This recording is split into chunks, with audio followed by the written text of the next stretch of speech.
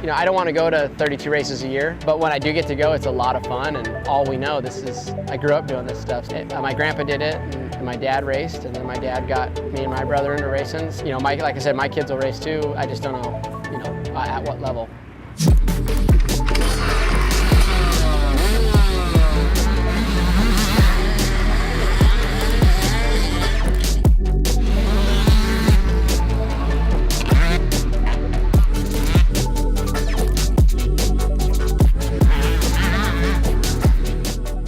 Remember, I have a lot of happy memories at the track, you know, whether it's from reaching my goals on the track or hanging out with buddies in the pits and kind of forging lifelong friendships. So it's something that I'm proud to kind of extend to my family, as it's cool for me to see them enjoying themselves, and then now they're pretty serious about their racing, and it's exciting for them.